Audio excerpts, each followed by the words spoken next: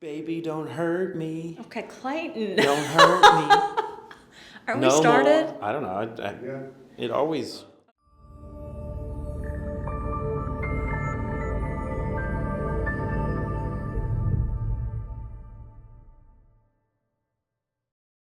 Okay, Clay, we've already started. We're live and intentional. We're live. This and is the intentional. Valentine's Day edition. Is it? Do we even celebrate our anniversaries or Valentine's Day? Let's be honest. Every day for me is Valentine's Let me tell a Day. story about what love is. Oh. So, because they're asking us, and this is House of is this Rahmas, Cure the Causes, whatever you guys want it on. But I'll tell you a story.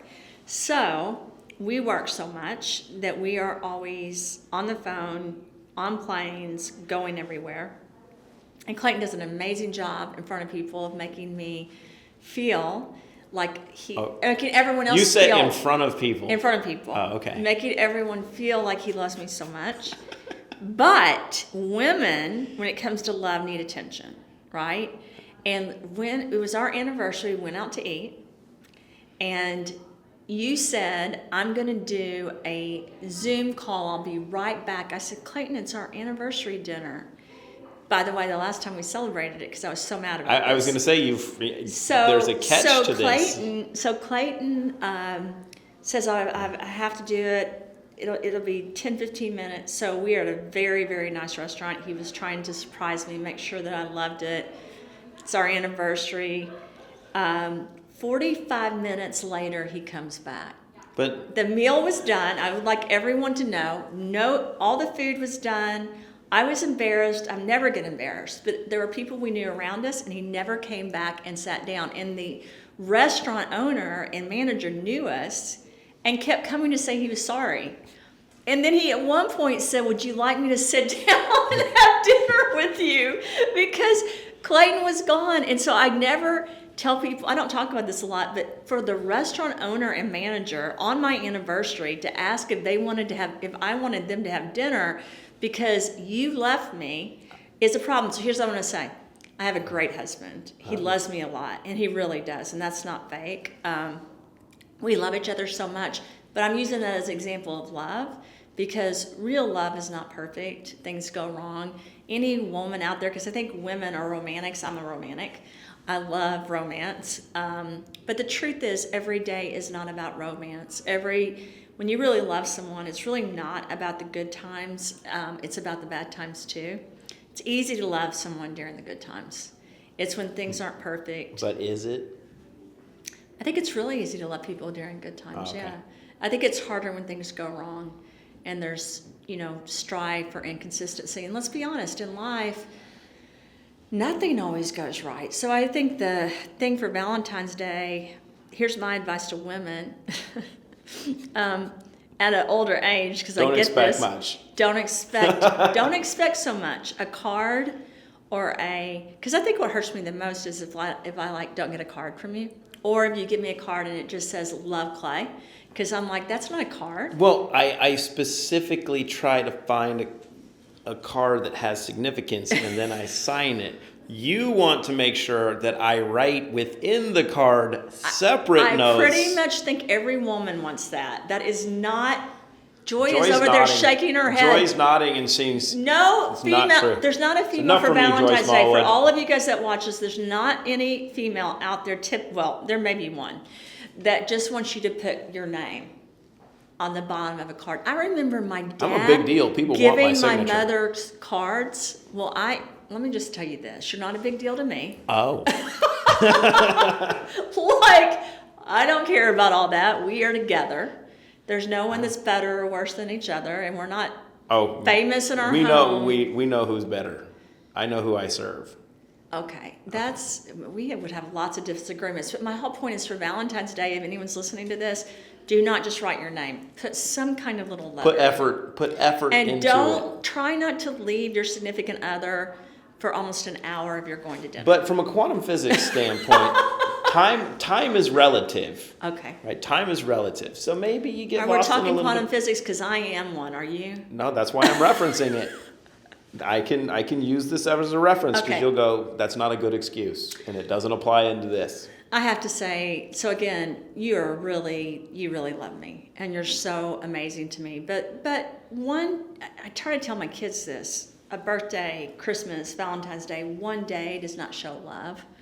Yeah, It's every day, and it's not just the good times. It's all the times and we've gone through enough bad and good times. Well, I think one of the big pieces to this in any relationship is people want to look at a couple being together, but you don't understand it's the existence of every day. That there's external stressors, especially when you're building an empire together, and You know what? That is one of my favorite things about you because you're so humble.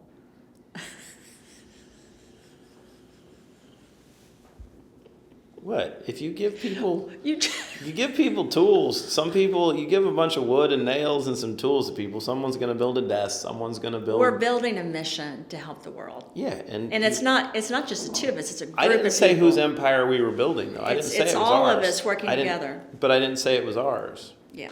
Yeah, and that's the important part. And I was having this conversation in Los Angeles with the Stanton crew about this. Because my favorite subject to talk about happens to be my wife.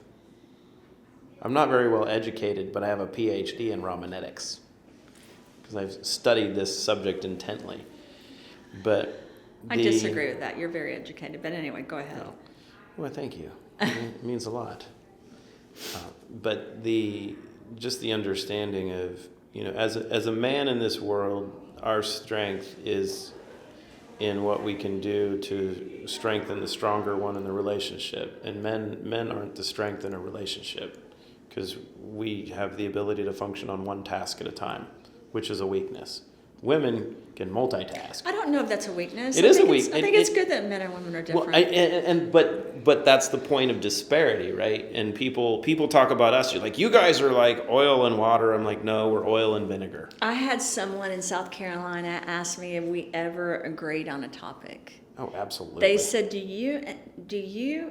He said, do you and Clayton ever agree? Oh, was he an older man with a lot of money? No, Clayton. Actually, no. Okay. I don't even know what that means, Clayton. They were trying to position the subject. No, they weren't. This is getting cut out now. No, it's not. Keep going. No, it was actually a very nice person. As a joke, just said, do you guys ever agree on a subject? Because you seem like publicly you don't. I go, rarely. And he said, how does that work? I go, amazing. Yeah. And he said, is it ever a disagreement? I go, yeah, but what is life if everything's just perfect all the time? Yeah. I said, we don't think the same on almost every subject, but we respect each other's opinion. And we argue, but we argue to try to understand each other's opinion. Yeah, and we find a point where I understand that you're right, and then we're good. That's not true. Sometimes you're really like, you're wrong, and then you say some words that are not nice. You do. And then I realize that you're right. And then you come back 30 minutes later and say, I'm sorry, I shouldn't have talked to you. And why is that? Because I want to make sure that I maintain my fun tickets. Okay. We are not talking about that on this show. So No, we're not. But it's very important to understand that What is the hardest thing about being married to me? I can't find my phone. That's the hardest thing? No, but that's my favorite line. If we were on the dating game, what's the most common phrase you hear from your wife? I can't find my phone. It's also the same line from Joy Smallwood. Bring her into it. Yeah. That's not the hard thing about being married. The hardest thing, in 9 lifetimes and 10 years now, the hardest thing is actually trying to do my best to have you accept that it's okay to slow down, because what we're doing is so mission driven and mission centric, and it's divine and it's intentional, but you have this work rate that no one can keep up with, right? It's not possible. And you're so driven that you think in your mind that everything has to be done now because you're a quantum physicist. No, that comes from having cancer and Lyme disease and not knowing if I'm going to be there tomorrow. Right. That's where that comes from. So, yeah.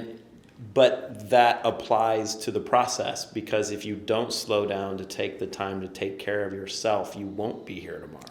I understand, And but that's the hard part for me, because in typically in a relationship, you have, the other one is going to sacrifice, for their spouse. I will give myself up for you. The last thing I ever want is that you'll sacrifice yourself for a cause in spite of taking care of yourself, because without you, the cause is never going to be met either.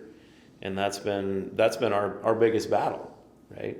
Of trying to make sure that you're able to do what we know you're made to do, but doing so in a manner that, one, it's enjoyable, two, it's manageable, three, it's maintainable. And that's the hard part. It's the hardest part for me. Everything else is a joy. All the stress, all the attacks, all the travel, everything else, as long as I'm with you, right? Because when I'm not with you, I don't sleep. yeah. And that's the Well, I hardest did part. last night. While you thought I was out at a bar, I was asleep. I don't. I got to get on a plane at midnight and fly here and sleep 3 hours in a plane in an uncomfortable little position because I didn't get my good seat. And it's the part of knowing what real love is, because of really loving someone is selfless in nature, right? It's not and it's the hard part for me, because love is not a card to me. Love is the aspect of every day. Love is wake up in the morning, make sure all the dishes are done, make sure the kitchen is clean.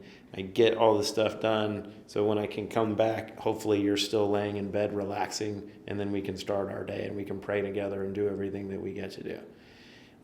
Those are the things that I look forward to the most, is seeing you in the state that you're not in a lot, which is just completely relaxed. That doesn't happen a lot. No, it makes me cry. Don't make me cry. It happens when we're with our friends or our kids. Well, and I think that's the big part of, but that's and my family. Yeah, that's it, of knowing what your purpose is, knowing what's of value, right? Because well, I feel like if I were to die tomorrow, that every friend and my kids, even though they may not say this, they know exactly how much I love them, because I do not. I make sure that they know how much I love them. yeah, there's no question, and you are the personification of it, and it's the one thing that, for people that haven't had it in their lives, and this is the one thing that causes, I won't say causes issues, but creates interesting environments in people, is people see that in you, right? I mean, we've talked about this from the get-go, and like, I have one rule when guys work with you: don't lose your shit, because they will, because. And it's not anything that you do, it's what you are. You are the personification of that. You project love, right? That's agape, right? Well, I try to follow Christ's love is what I try to do. And I know there's different religions that follow us, and I don't judge any. I think everyone is entitled to their belief, their thought process. But for me, like, there's a book, and I always tell you this, In His Steps, that changed my life. It was just about walking, and I want every person that knows me to read that book, because that changed my life. And I was probably, third, fourth, maybe fifth grade, and it was so instrumental to me about how I needed to live.